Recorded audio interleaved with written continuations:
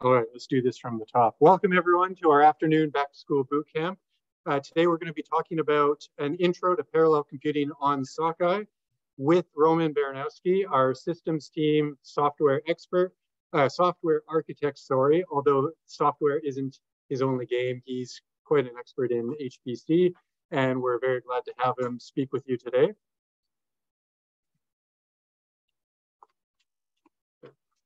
Before we get started, I would like to acknowledge that the University of British Columbia, Point Grey, and University of British Columbia, Okanagan campuses are located on the traditional, ancestral, and unceded territories of the Musqueam and Syilx Okanagan peoples, respectively. A bit of housekeeping for those of you that are new here. For those of you that are returning, please bear with me.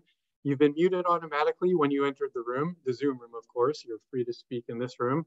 The webinar is being recorded, and the recording for this session will be made available sometime after the bootcamp series concludes on our website. All materials for the bootcamp are available in the OSF, the Open Science Framework, at the following link on your screen. And materials for this session are available in the OSF here, following this link on the screen. And for those of you in the room, it's on the board. I would encourage you all, for those that can see, on the board, arc.ubc.ca/docs, where our technical user documentation supplements a lot of the information we provide here. I'll ask one of my team members to throw that in the chat, but for those of you in the room, it's up there. Just a reminder, this is a hybrid learning environment. We're ironing out the kinks. Virtual questions can be asked by the Zoom Q&A. We'll do our best to feed them up to Roman as he's speaking, and we'll either address them during the session or at the end. Live questions in the presenter room can be asked by raising your actual hand. Live questions in the non-presenter room can also be asked by raising your hand if you don't wish to use the text-based Q&A. It is assumed that you can connect to Sockeye for this session. That being said, you don't need to worry about connecting to follow along at the moment. Roman's going to be talking about quite a bit of theory and concepts that should help you get started. That said, if you've not connected to Sockeye before and would like to follow along with anything or try anything, the connection instructions are found here. And lastly, we do want your feedback. So time will be given towards the end of this session to complete a short feedback form. For the online learners, there's a Zoom prompt, and for those of you in person, there's a link on our OSF page. And without further ado, I will turn it over to Roman, who will talk about what is parallel computing and why we need to use it. Thank you. Thank you. So welcome everybody in person and online. This is by all means just a very simple introduction to introduce you to some concepts, ideas, but if necessary, please let us know, and we will eventually in the future, for the near future, can present something more hands-on and something like a deeper dive. Okay, so why we need what is parallel computing and why we need this? First of all, why we need this? We need this because we would like to solve the problem faster. Okay, so in a typical environment, if we are thinking about the serial processing, we have some program and some data to work on. Now, the parallel computation is basically, we would like to split the data and split this, our program, into the parallel universe. So that's the parallel approach, right? Our data is being basically decomposition. We work on a different chunk of the data with different tasks. So in essence, that's what is the parallel computing. And why we need this? We are getting results faster. And now, you have to be careful when you are going into the parallel universe, because the concept of speed up, right? That's how we would like to speed our computation. We have this number, of course, and the speed up, where we define the speed up of our computation as a time of the serial computation divided by the time of the parallel computation. Now, if we have the perfect speed up, we will be following this linear, this straight line, right? Sorry, Roman. Yep. It looks like the sound quality is not great and it's broken. So I guess maybe we couldn't hear you very well when you walk closer to the screen. So okay, if you could just, yeah, great, thanks. Okay, so I will try not to move. Thank you. For the people on Zoom, and then we will be moving. Okay. So if we increase the number of processors, our speed up, if this is super linear, we will be basically, but typically there is a lot of science into it. I don't want to dive into that, but in essence, this is only possible for massively embarrassing split of data. Okay. Typically, when we are increasing the number of processors, at one moment we are basically starting to level off, and then it's even possible that we will fall down. So when you are going into the parallel universe, you have to do this kind of a initial scaling of your computation. So you increase your number of processors by 2. If I am close to the linear, I can increase this to 4, to 6, to 8. Okay, I multiply. At one moment when I started to level off, I see that I am hitting the sweet spot. At that point, there is no need, or even it's pointless to ask for the more resources because you will be not speeding up your computation. So whenever you are starting to test your code, start testing small, and then double, and see where you're starting to level off. That's your sweet spot. That's where you should basically stop increasing the number of cores, stick to this setup, and process your entire data. Now, in terms of the memory layout, we can distinguish 2 main models. It's a shared memory and distributed memory. We can realize both of these models on Sockeye. Shared memory is basically a single node parallelization. So we are parallelizing our code on a single node. Sockeye has 2 types of the node. One type has 32 cores, this is Sky-like architecture, and the other one has 40 cores, which is Cascade-like architecture. Right, so here we have in a shared memory environment on Sockeye, we can work up to 40 independent tasks. On Sky-like nodes, we can do this only on 32. Now, what is the main difference between shared memory and distributed memory for parallel computation? So in a shared memory, we have single node with the multiple cores. And now what we are trying to do is in a shared memory, every core has access to the entire memory of the system.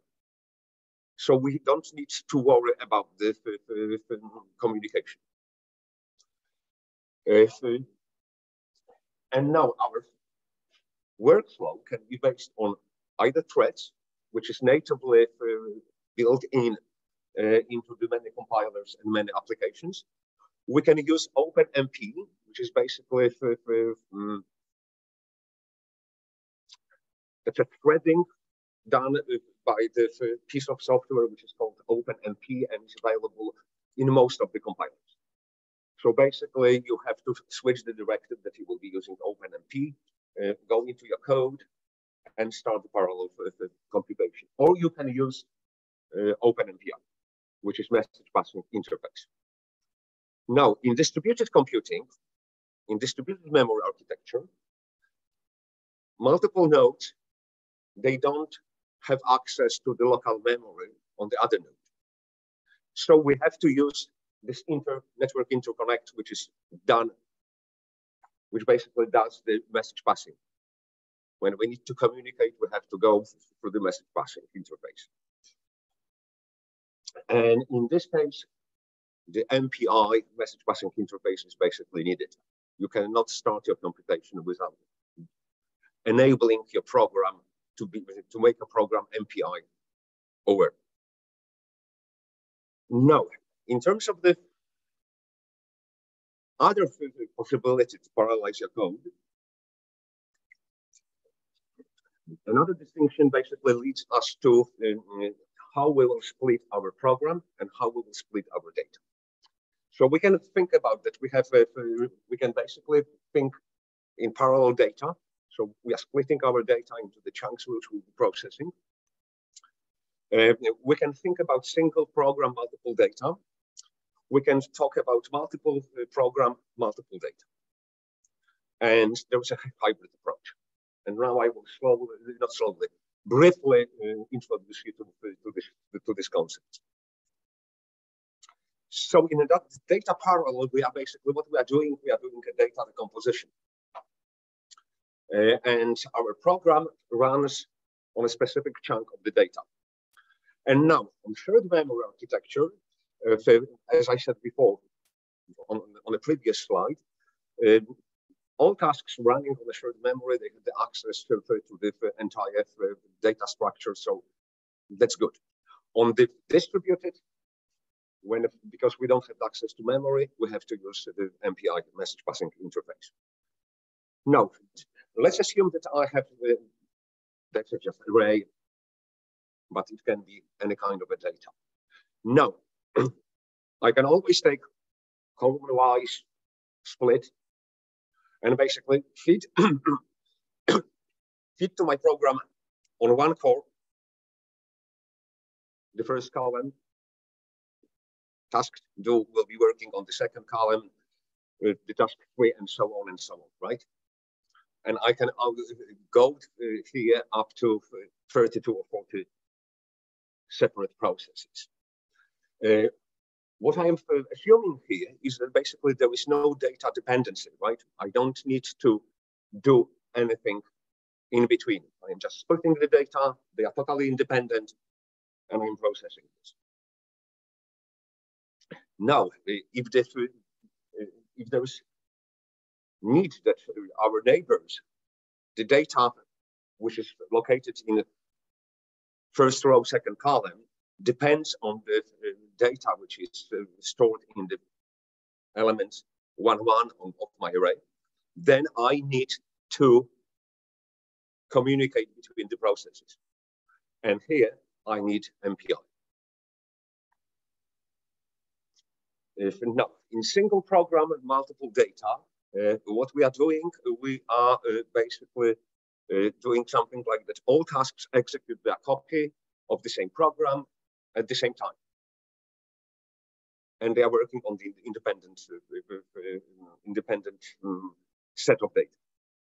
And this kind of a program can be compiled using threads approach, message passing interface.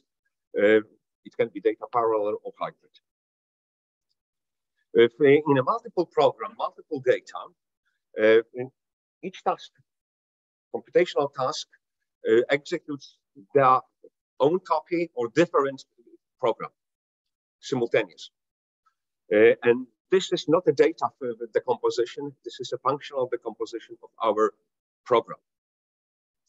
And again, this kind of approach can be based on threads, message passing, or data parallel or hybrid. Now, what is the function of the decomposition?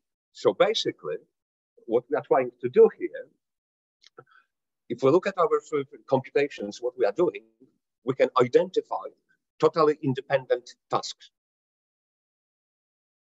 So we are decomposing, we are doing the functional decomposition of our program into the separate tasks which are independent, but maybe they need to communicate between them.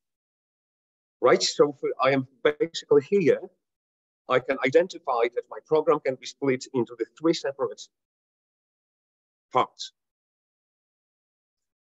And then I am parallelizing my computation starting how many first circles I need, how many second I need.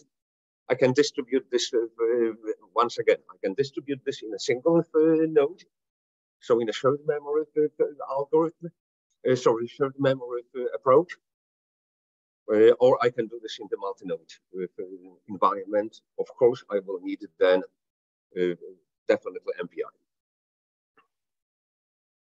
In a hybrid model basically can be described as connections of all these different approaches. And a good example of this is, let's say, something like that. A very good example here is GROMACS or LAMPS. These are the packages used by chemists, which basically they do OpenMP within the shared memory, and MPI among the nodes. The hybrid example will be when we engage with GPU. We are starting processes on a single node, but we have attached the GPU and we are pushing some computations to the GPU. That's a parallel computation because GPU is working and our cores are working. And they are totally, we need to make sure that the communication is set up. But this is an example of that.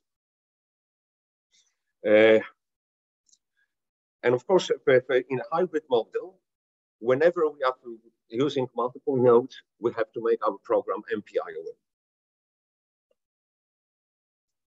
And this hybrid model is quite well supported on Sockeye. Okay, so you can do this on Sockeye. So right now, let's go to, maybe I'm a little bit too fast. It will be a short talk. But that's okay, because you will have more time. Am I not too fast? I think I am too fast. I should talk a little bit slower.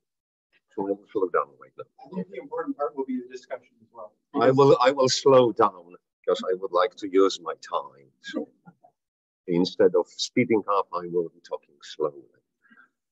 So, okay, if we go to Sockeye, our parallel simulation always starts with the select statement in our queuing system. And the options in the select statement I would like to talk about is number of chunks, number of nodes, which is the first parameter in the select statement. The other one is number of cores I would like to use, which is denoted by the NCPUs directives in the submission script.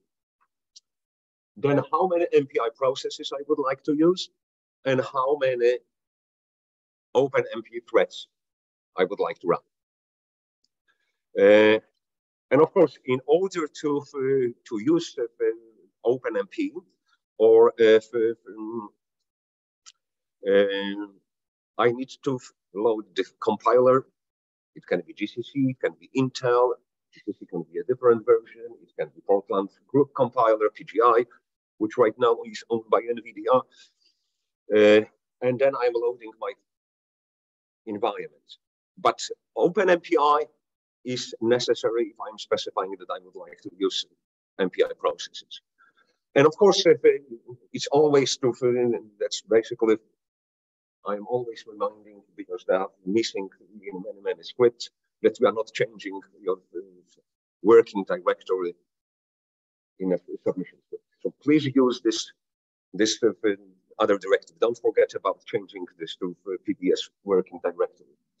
And of course, then you are just basically calling MPI exec of your MPI over account. And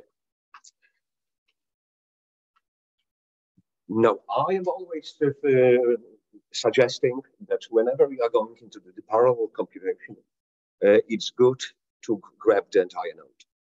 1, 2, 3, but full node. Don't split your computation between multiple nodes, but not claiming the entire node for you. Why? That's 3, basically consistency of your computation, predictability, and reproducibility. Because right now, if I am running a parallel code on a piece of my node, there can be another program running there.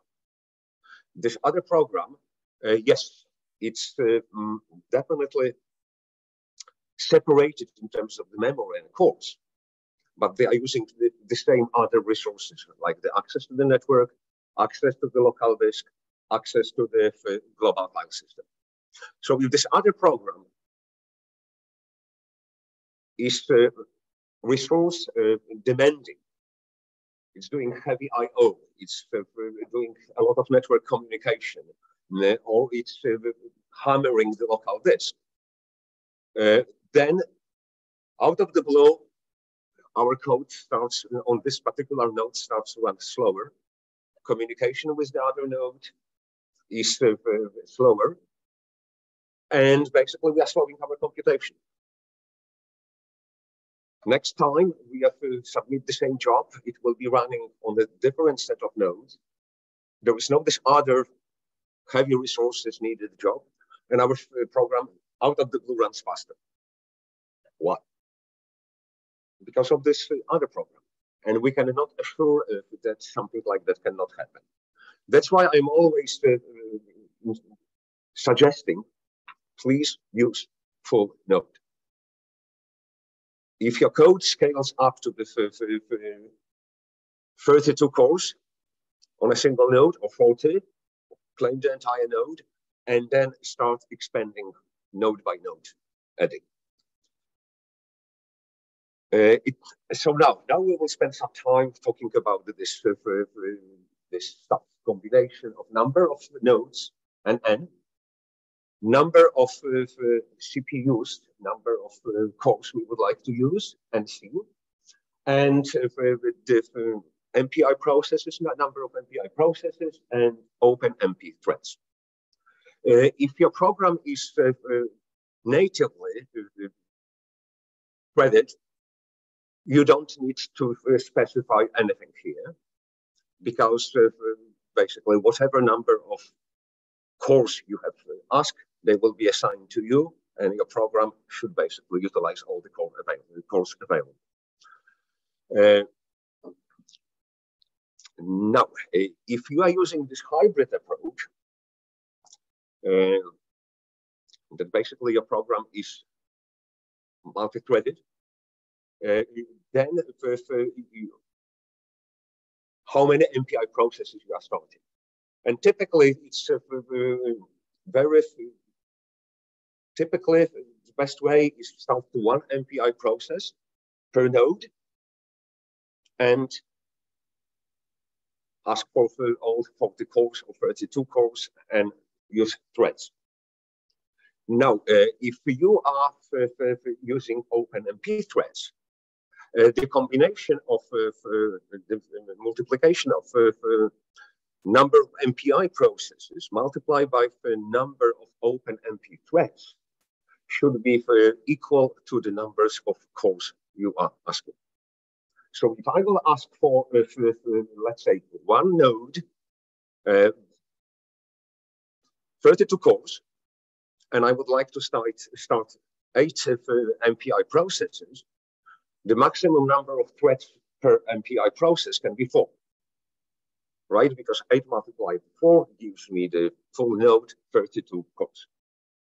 If I am starting 4 MPI processes per node, and I am using Cascade Lake, where I have 40 cores, then I will ask for 10 OpenMP threads.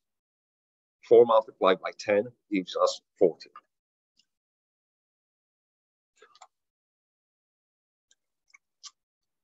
And of course, if you have any doubts, reach out to us, and we will gladly consult you, talk, and we will see what we can do for you. Okay? Okay. No, I'm talking still too fast. Nevertheless, this will be a discussion later on. Okay? So right now, I will give you a very simple example of MPI over stuff. I am already making here a mistake because I am not claiming the full nodes, as you can see, because I am asking only for 8 cores, and I am starting on 8 cores. I'm starting 8 MPI processes, and then I am out of the blue asking for the 6 chunks like that. Okay, so I'm asking this will be distributed, and no doubt my program will be sharing resources with some other stuff. But for the purpose of this presentation, basically, I wanted just to make it simple. It's not correct, but it's simple.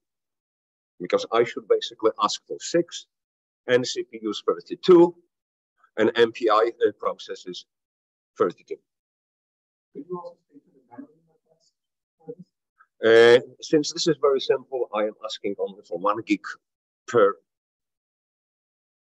my select state. So I am asking for 6 different nodes, and on every node, I will be asking for 8 cores.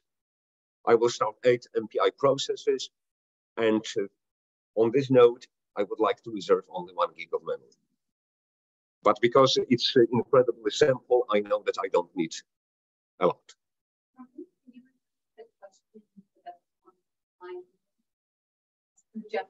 What was the question?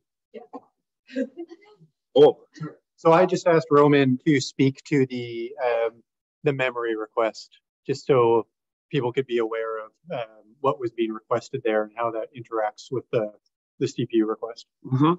So this memory here is, because this is a very simple example, I know that I don't need this, but if you are requesting the full node, then in essence, there is no point of asking for small amount of memory because you are already claiming the entire node. So basically, when you are doing the full node computation, please always specify the maximum amount of memory which is available, because then you are already claiming the entire node. So there is no point of leaving the memory unassigned. Right? This memory cannot be used. So our typical nodes have 186 gigs of gigabytes of memory. So use the average, just basically 186. If your program doesn't scale for the full node, yes, then you can leave some memory for other users to be used, not claiming this. But if you are using the full nodes, please always try to claim the entire memory, because there is no need. This memory will not be assigned to anything else. So why not? So what I'm doing here for typical script, where I'm specifying my account name, I am specifying that I would like to compute this with 10 minutes. It takes 1 second, but I specify 10 minutes just on the safe side.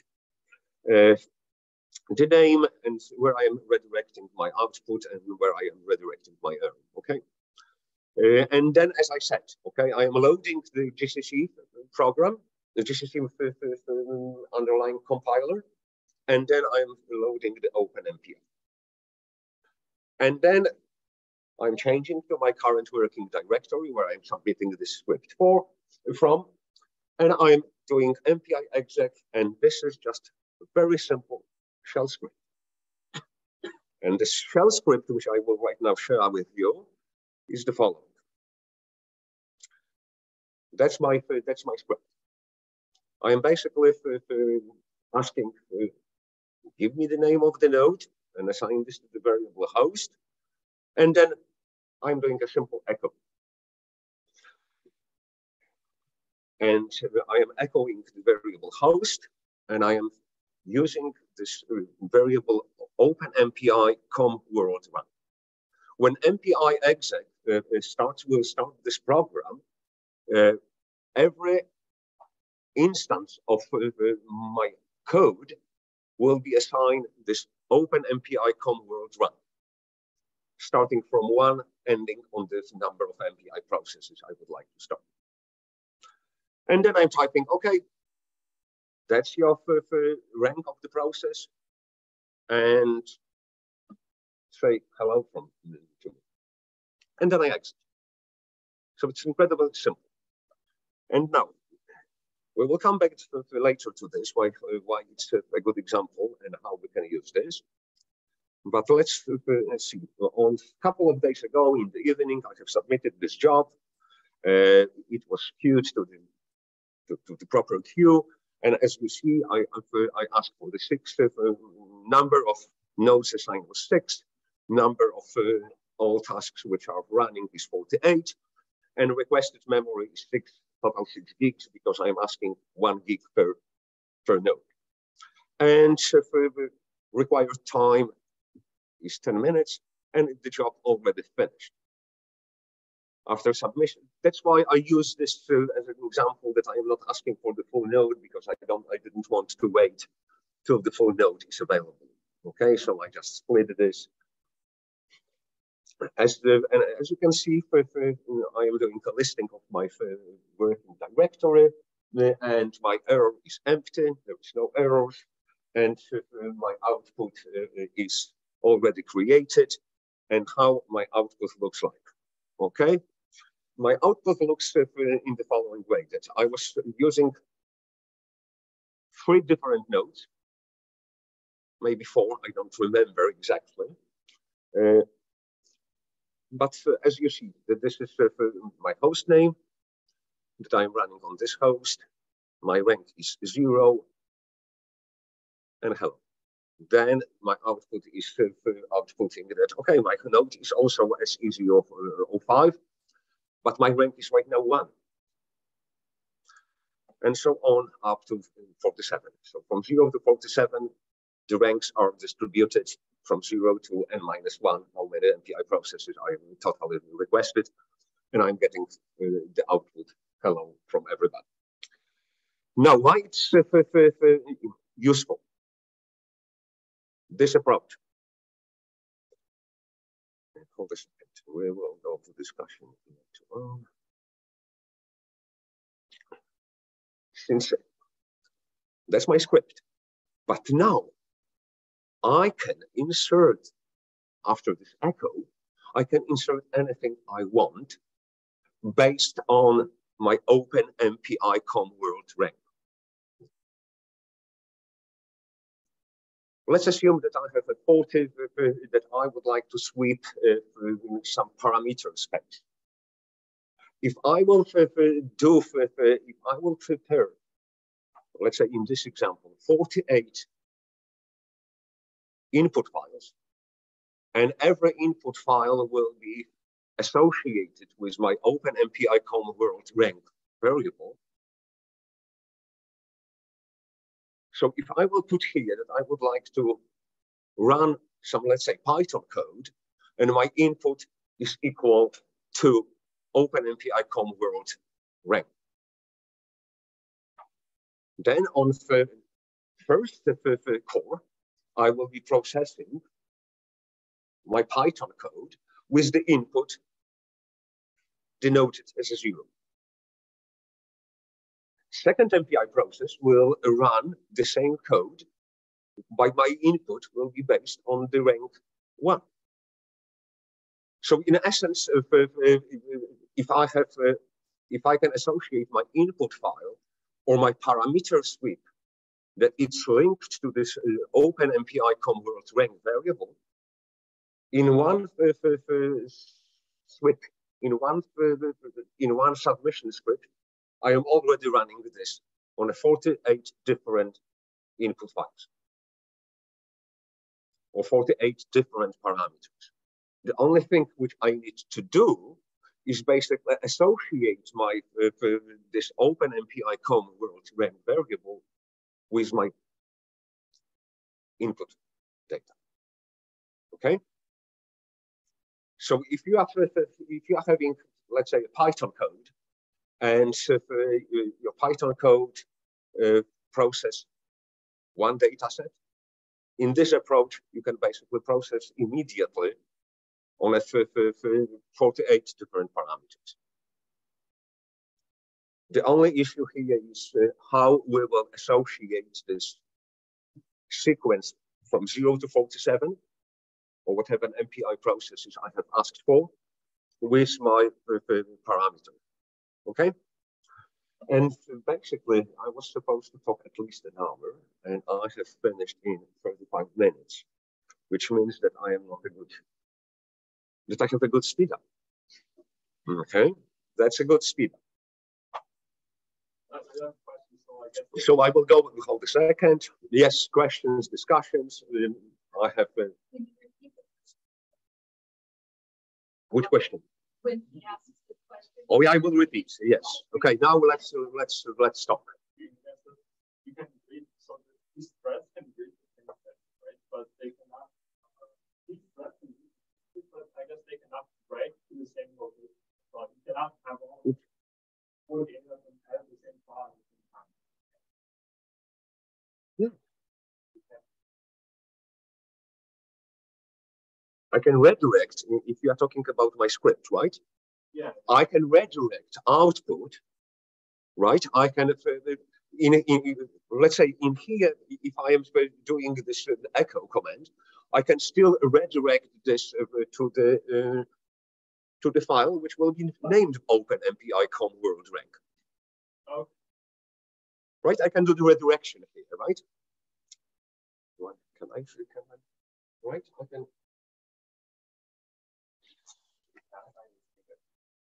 This side is bigger. We can. I will move the camera. You do. Let's erase that. I'll move the camera, and then you. Did I repeat the question to the people there? No, I did not.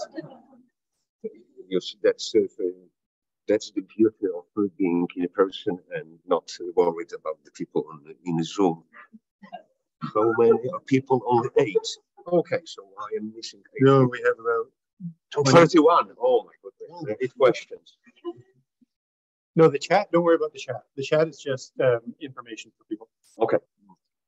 If you want to write on the board, I can move the camera over. No, that's okay. So, but in essence, I have this. No, it's actually not. It's fine. You can change this. No, I think that's. No, it's not me. You're good, Roman. I'm good, right?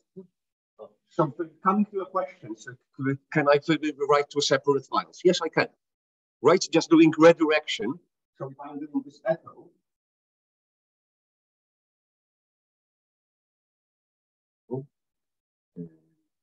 And that's my $sign open MPI open P blah blah blah. I can basically put this, redirect this to the same variable. Current working directory.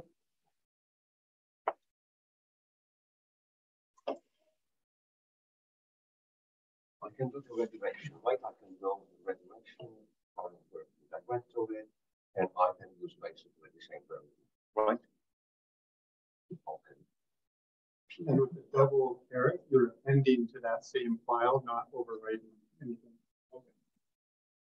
Right, and so I can basically create my output file can be totally independent on every single process.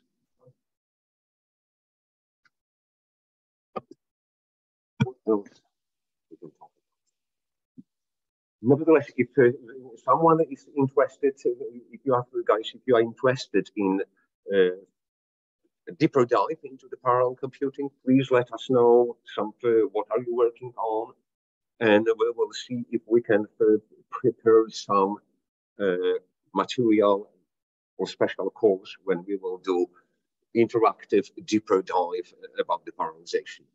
Today, I just wanted to introduce you to the concepts. Okay, what is this all about? There's quite a lot of packages which are already MPI aware. And then the most important part is basically, if you are using such a package, you have some data to process. One of the most important things to do, okay, let's page up.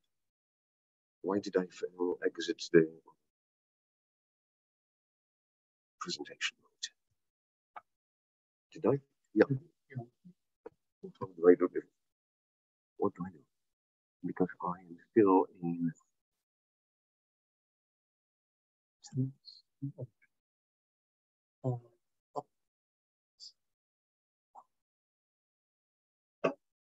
Okay. So the most important when you have, if you're using a package which is already, let's say, MPI over and threads over, you have to do this exercise.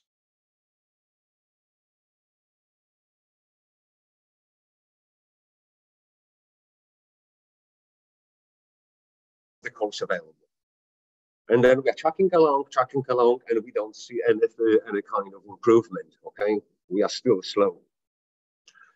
So this is the most important part when you are starting to process your data. Find your sweet spot, okay? Find where you basically start to diverge from the straight line. So it doesn't have to be, you can start with multiple cores already, because why not? We have 32 or 40 cores per node. So we can start already with, let's say, 8 or maybe even 16. And then compare others when you are increasing this. But this speed up is right, because when you are working on your PhD, when you are working on your master thesis, you will have to do a lot of different computations. But most of these computations, they are very similar, right? So you have already problem, you know your data. That's basically a lot of data to process. So when you are starting to process one set, find the best sweet spot. Yeah, I was just curious. So imagine that you reach 40 cores, so you're using only one node, and you'd like to see it going to, say, a little bit further. If that will improve your speed, but probably, unless you use many more cores, is it true that you would actually decrease your efficiency, because then 2 different nodes would have to be talking to each other? They probably lose speed by that, or do you not? That's correct. So if you go over 40, you probably want to go a lot over 40, because there's some loss of efficiency when nodes start communicating. No. When you are starting to, okay. So the question was about this speed up and the scaling, and what happens if you are going above the full node, above the single node. That was the question. So first of all, if you are starting to compute on a multiple nodes, you have to make sure that your program is MPI aware. And very often your program is not MPI aware, okay? Because you have written your, let's say, Python code, and there is no any call to the MPI libraries within the code. Okay, so then there is no, you have to start looking at your code and your program to make this MPI aware. But even in the single node shared memory architecture, when you are computing in this way, very often increasing number of threads doesn't increase the computer doesn't decrease the speed, right? Because there's always some kind of a serial element in your code, and the parallel section which can be parallelized is so short that splitting this with multiple cores doesn't bring any effect. At the same time, when you are starting to increase the number of nodes, at one moment, the data which we are processing and the amount of the communication you have to exchange between the processes becomes so large that basically you are all the time communicating, sending messages rather than computing. So then you will start immediately diverge from the straight line. Okay?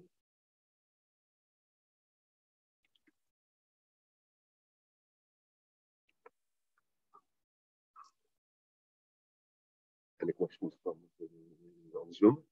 maybe I'll ask a few sort of basic ones I've seen to help stimulate discussion. I'll come over here so people can hear it and you don't have to repeat it. But in that PBS, oh, sorry, going the wrong way. So one thing I've seen in job scripts that people do for those that are new to this is, and this might be a quick answer, but I'm going to ask it just so everyone is aware.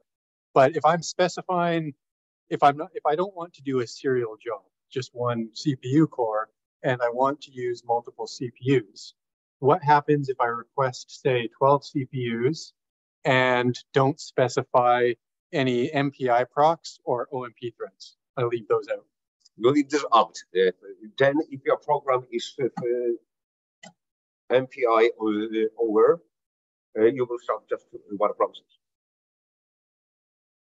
If this is if your code is multi-threaded, when you compile your code, it's multi-threaded, you will have assigned all the cores you have asked, and that's how many threads you will start. So basically, the MPI directive, MPI procs, MP the number, is a shortcut in PBS to tell the program how many MPI processes I would like to start.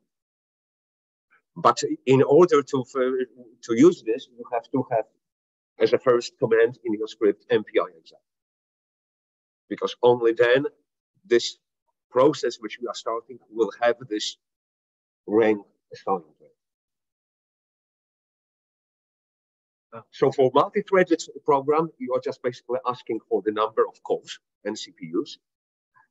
For the program which is MPI over, you have to specify how many MPI processes you would like to start. So what exactly? What is the thread? So if I have a flow of computations, right? I am doing instruction 1, instruction 2, instruction 3. Okay. And so instruction 1 is totally independent of instruction 2 and 3. Okay. So if this is a sequence, that's a very simple computation. Instruction 1, 2, and 3. Instruction 3 depends on instruction 2, so it has to be done in here. But I can start even, so this is a serial code, but now I will start instruction 1, instruction 2, and 3, and then I will join the computation here. So I'm doing this computation number of instructions. This section 1 I'm doing on the 1 core. This I am doing on the 2 cores. Sorry, on the 2nd core. Right? I started here 2 threads.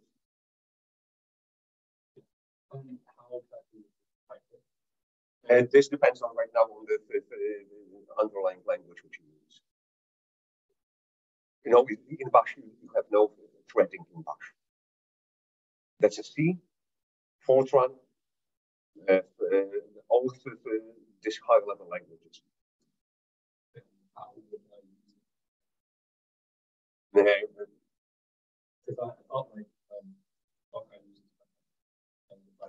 No, Bash is basically your interactive shell. Okay. Bash is your shell which you are executing, which you are running, but you don't have to write your code in Bash.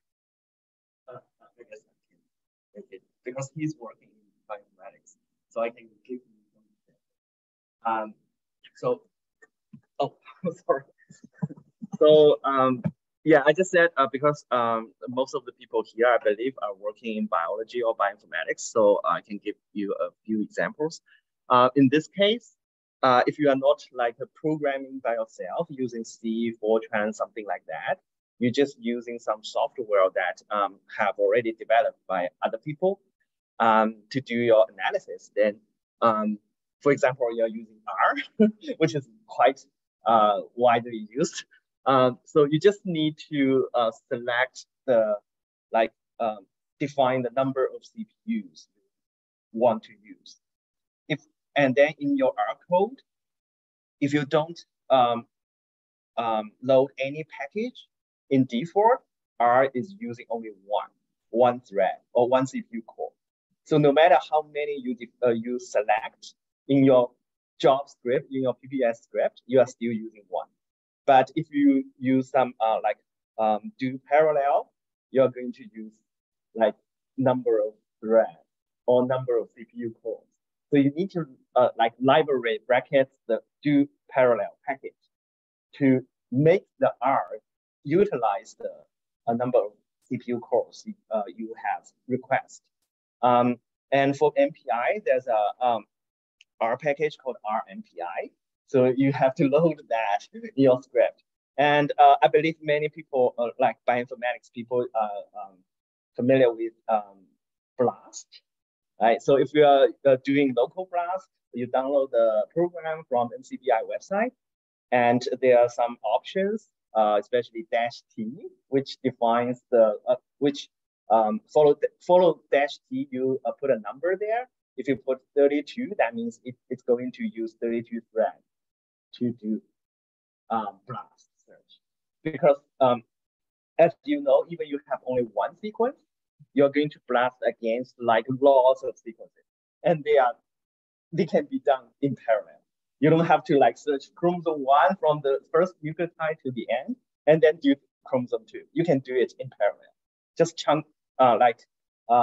cut the genome, reference genome into pieces, and then you do them at the same time.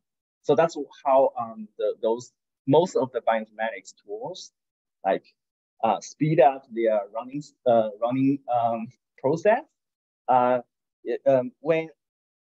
But that doesn't mean all of the bioinformatics tool can do MPI, which means running in multiple compute nodes.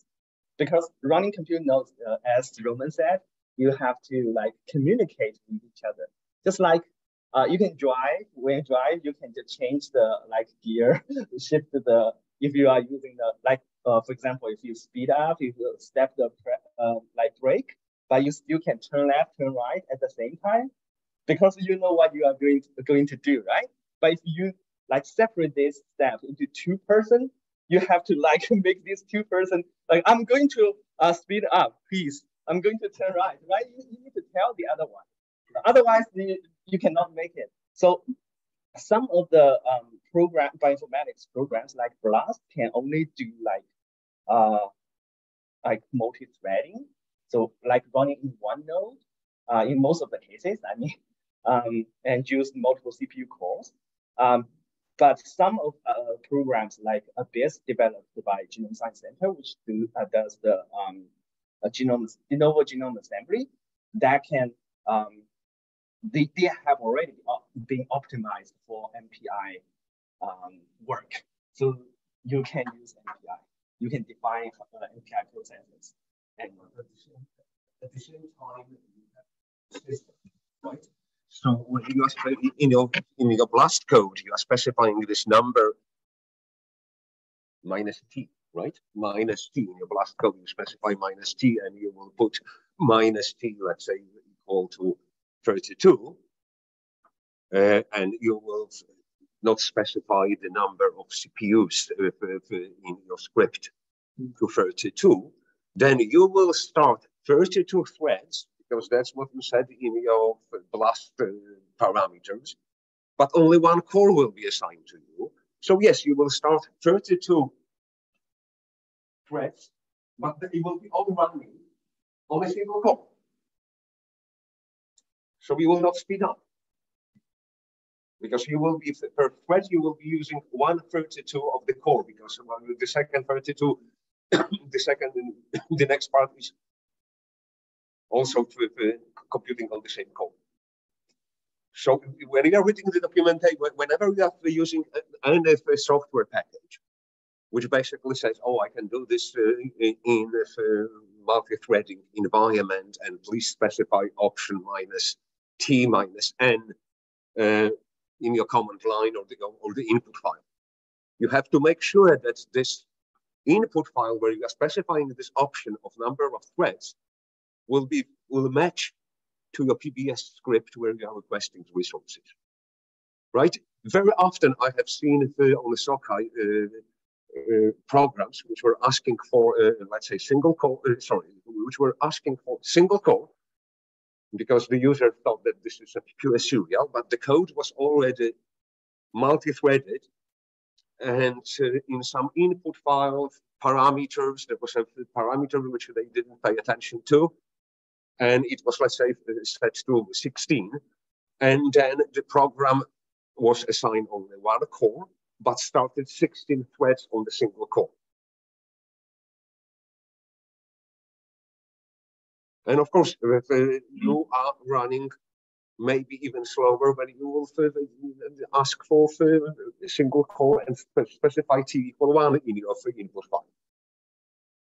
So that's what I am always suggesting. Read the documentation about your software package which we are using, and make it consistent. Whenever there's a parameter there that I will be computing something in a multi-threaded environment, and to request this number of threads, you have to use some kind of a parameter, make it consistent. Very often there are some software packages which were developed on a laptop, and they are multi-threaded, but they grab all these possible threads on the node. Sorry, on the CPU. Because okay, in my code I am probing what is the type of the CPU. The CPU has 40 cores. Okay, I'm using all 40 threads. But in my submission script, I'm specifying I would like to use select one, number of CPUs 1. And then, of course, if the program lands on the, let's say, Cascade Lake node, probes the number of cores available on this node. Yes, I have 40 cores available. I will start 40 threads. But I requested only one core. So I will start all these 40 threads on a single core. I will be running 40 times slower than I should. I have another question. What's one of the questions with science parallel the answer? What are some of the common So just to repeat for the Zoom room, some of the common questions or tasks, common questions scientists would be asking and some common tasks.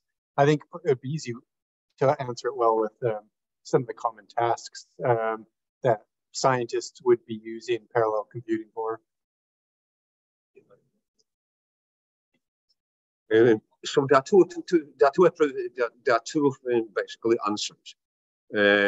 In essence, nowadays, almost everyone will be trying to use this in a parallel fashion because the competition is fierce, and I would like to have my results tomorrow or even yesterday, right? So I have to think about this, and I have to make it parallel.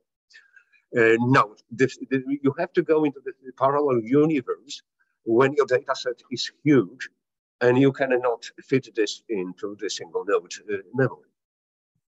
Let's say I have to process 1 terabyte of one chunk of data is 1 terabyte.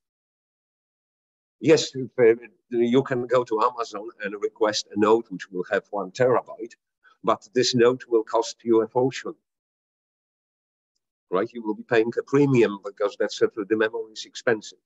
But now, if I can split my data into the chunks of, let's say, a quarter of a terabyte, in essence, we have such a nodes on Sockeye. You only need 4 of these to process 1 terabyte of data, but you have to make this communication available.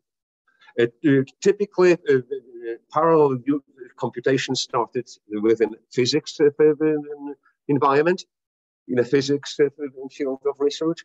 Then it spilled up to chemistry, and then to fluid dynamics, mechanical engineering, because of the problem size. Let's say if you are modeling the weather, you have so much data to process, but at the same time you have You can divide your program into this multiple chunk. You can use this MP, multiple program, multiple data approach, and only combine them later together. So for molecular dynamics, weather prediction, basically the parallel computation is coming right now everywhere, right? Even in the bioinformatics. Even in the bioinformatics. Because in essence, even if you have a simple pipeline, okay, even if you have a pipeline that's, I have to process this chunk of data, and then I have a totally separate tool to process the results of this data, which I produced in my first element, right? Even you can parallelize the pipeline. I can do the pipeline in parallel. The only problem with the pipeline parallelization is the initial the startup of the pipeline and the end of the pipeline. Because when I'm starting my pipeline and I request, I can see that I will be doing, let's say, 6 or 8 different tasks. First, I always have to complete task number 1 before I can start task number 2. But I can do this using MPI. Basically, my task number 2 has to wait for the results of the first chunk of the pipeline. The following task has to wait twice as much because it has to wait for the 1, 2 to complete, and then I can start the third one. But as soon as you have already flow in the pipeline, you started your pipeline and you are feeding to your first task already new set of data. The other part of the pipeline is still active and processing this in a parallel. And then, of course, when you are finishing, there is no more input data. My first processor, my first core, which was assigned to this specific task, will be idle because I have nothing in the pipeline already. But I still have to process the rest, right? So there is a cost of starting the pipeline and ending the pipeline. But at the same time, you can basically construct your pipeline totally different because you know that you will be processing multiple input files. So why not, if you are thinking about the pipeline, why not to split? Okay, I have such a data set. So first I will perform the step number 1 on my data set, but I will split my data set. As soon as I will get the result of the first data set has been processed, start the second one. And that's very simple. That's basically using almost this approach of the script, which I have given to. Split your data, produce, right? So the parallel universe is coming everywhere. I'm not sure if I is a question or a comment, but so I'm not a programmer, but I work with genomics, so a lot of programs come already, as you were saying, parallelize. You just have an option of flag that you want to say how many cores. And I work mostly with zoology computing, where we also have several nodes, and then there's several cores in each node. But the way we work there is you just use a node, and then it's like how many processes, how many cores you want to make node. So we don't have the scheduling file. And so I was hearing you, and I was thinking that unless I wanted multiple nodes, I didn't have to bother with that at all. But you just told me that I do. Even if I want to use just 2 cores in one node, I still have to include that, right? Because the way I've been working, I only work in one node. Mm-hmm. So I just put in the flag in my command line, how many processors. But here that you're telling me that doesn't work, right? I have to, even if I only just one node, I always have to do the I minus, is that L or I? If yes, is that minus I? That's minus L. That's L, minus L. Okay, and then I have to do select and say just one node, and then I have to specify the number. The number, of course. But I don't need any of the other flags. Correct. Right? Correct, you don't. Unless I want the MPI or whatever, I don't need that. If I want to go to multiple nodes, I need those other flags. Correct. For one node, you only need number of cores you would like to utilize. So NCPUs, you need NCPUs. So the code will be select one. Oh, select equals one, colon, and then you use the NCPUs equals 4, 8. But again, I am always promoting to request the full node. Yeah. Right, because then you have this predictability, and you know that you are not competing with anybody else around. The only thing which you have to make sure is basically, yes, my performance is good. Right, because maybe your program doesn't scale up to 32 or 40 cores, right? So instead of just right now waiting for the full node to be assigned to you, you will have a longer waiting time, because the full nodes they are coming available a little bit later than a single core request. So once again, do this analysis. How my code performs with increased number of cores, and stop at this sweet spot, right? Because there is no point of requesting more than you can utilize.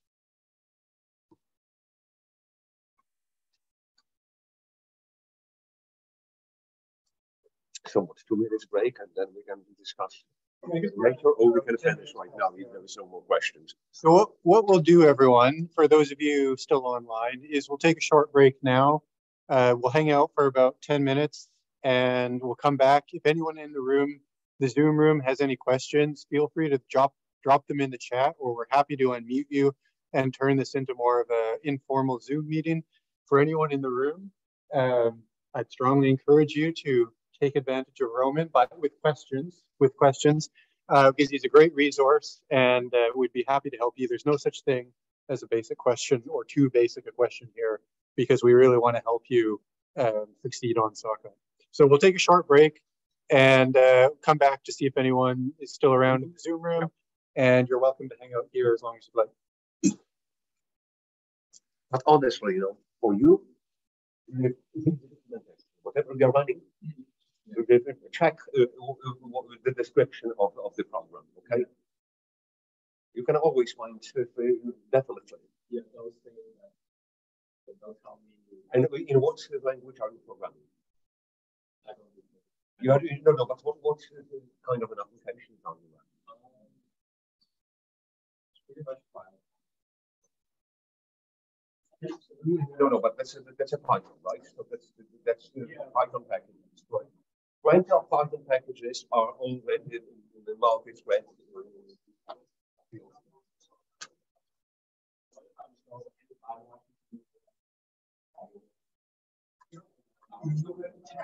This package is OpenMP aware, or if this is just thread. There's a description of the package in Python using the Python module, right? Let's say Python, something like that, right? You can always specify the input file how many cores you would like to use.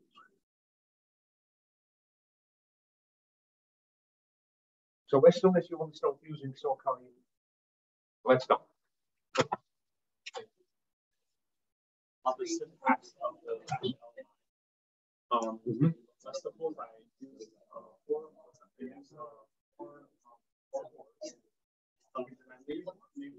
I know my code is moving issue. Okay. So first, the main one that You have you can take it with that. Ask only for calls. So select one NCPUs equal how many calls. And that's it. And that's it. Because if it is open and the program has to be written in the description. Our program is open and over. You have to go to your. And basically, what it does is it basically sets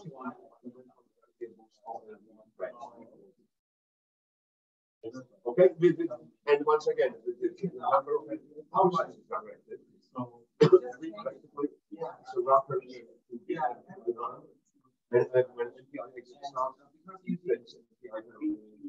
whole world. It's based on it all and just go to the working directory, which is so we don't have to run NPI agents. It will go to the but if this is native with ready, just end CPU.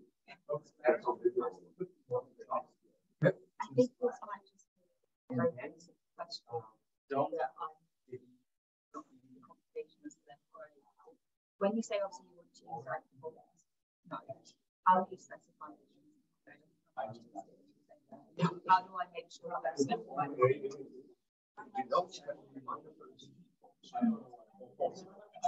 Okay. So if you would like to ask for the full, let's say, for a full node, if I will have a select, so it goes to one and then follow. You don't need to define there. Want to save the okay, I am asking for one node and 32 cores. Gotcha. Okay? Yeah.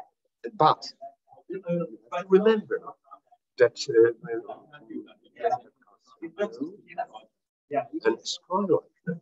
and Skylight, cascade plate nodes are porticles. So first, I haven't specified the architecture here. So we can end up on a 40-core machine. So you have to put another column and ask for the CPU CPU architecture before because more when you look at the specifications about Sockeye, you can see the total cores for the various nodes, 32, and then Skylight. Right, so here I am making sure that I can end up on the node which has only 32 points. Awesome. Of course, if I will go and select, if I will go exactly the same, I will have for 10 CPUs. And the reason I have problems with that. There was only one type of the nodes which, right? So for sure, in here, I will always end up on the cascade blade because the Skylight nodes, they don't have so I cannot assign one node with, right? That's really helpful. But if I would like to use only 32 cores, and I then please add this to make sure that we are not sharing the node with someone. Okay? Yeah, and that would be what you're saying.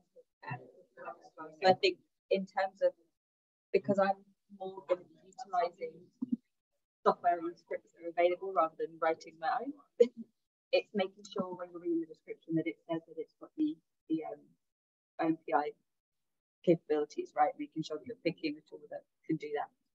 Okay, cool. That makes sense. Okay. So basically, always match. If your code is so if anyone has any questions in the Zoom, please let us know, and we'll either unmute you or we'll take you in the Q&A. Thank you. So many different suites of configuration I would like to use, and always match this with. Right? Yeah. Building documentation and message.